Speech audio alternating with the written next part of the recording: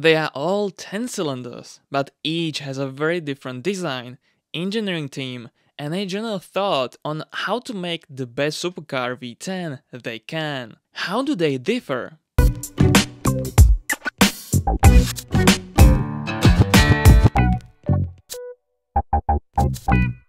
Viper V10. The V10 that powered the only V10 American supercar was a proven concept of a large displacement engine that did not need a lot of revs to make serious power. As a Dodge subsidiary, Lamborghini was commissioned to create a V10 unit from the 5.9-liter LA engine series. Everything you can think of was made of aluminum. The block, heads, intake manifold, and even pistons pressed inside iron liners.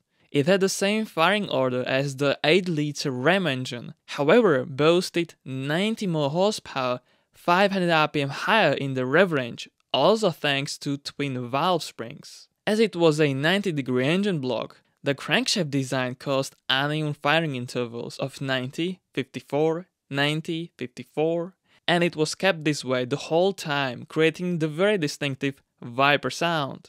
Although the displacement only grew by less than half a liter, the horsepower output was raised over 60%, while the engine managed to rev over 6,000 rpm.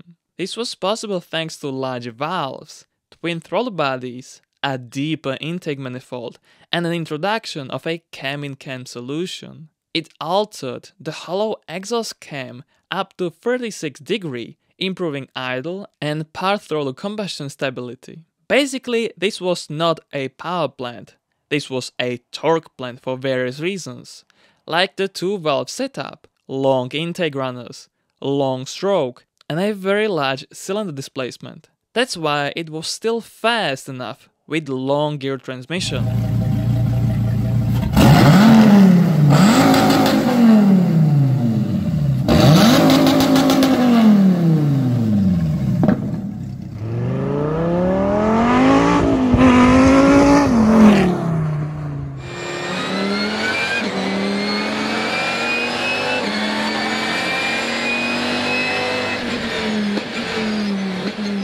Audi 5.2.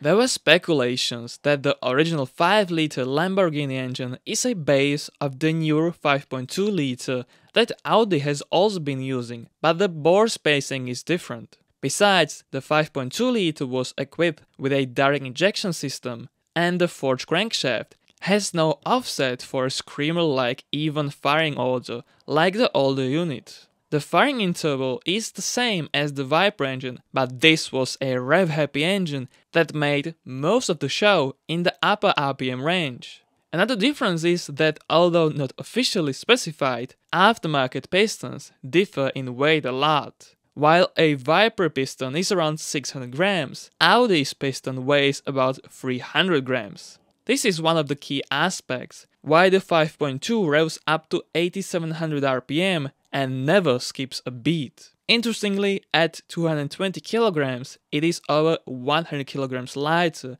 than the Viper V10. The 5.2-liter has a cylinder-on-demand system, able to switch off each bank for 30 to 60 seconds, and if required, from idle to full load, it only takes 0.66 seconds.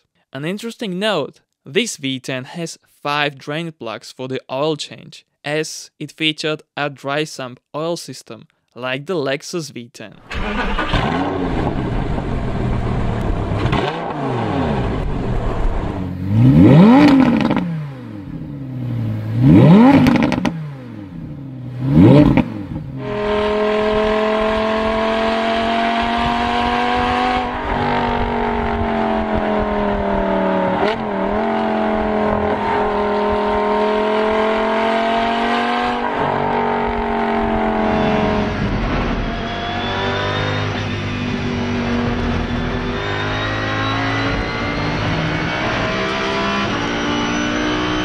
Lexus 1LR GUE, smaller than most V8s and as light as a V6, that's what Lexus says about their V10. It had a narrower angle than the other two, achieving an ideal primary and secondary balance of the engine. The short block was equipped with a light-nut crankshaft, titanium conrods, and forged steel pistons. Each head featured twin cams with 20 valves, made from titanium. Rocker arms had a diamond-like coating without a roller, unlike the other two engines, and the rev limiter was set at 9500 rpm. At 8700 rpm, pistons were slower by 15% compared to the Audi V10, theoretically 22% slower compared to the Viper V10 at the same RPM, which gives it an ability to rev higher more easily. The Lexus engine was sport injected, but still, with a high compression ratio of 12:1, it was exceeding emission requirements at that time. It was also a tiny bit faster from idle to rev limiter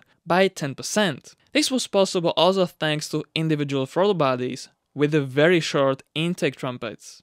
The intake system was designed by Yamaha's music division, and it is described as the roar of an angel. Overall, the Lexus unit may seem small and not as torquey, but it made 90% of torque between 3000 to 9000 rpm. I would like to hear which one of these would you pick. Please comment down below. Thank you very much for watching, and I will catch you in the next one. Cheers!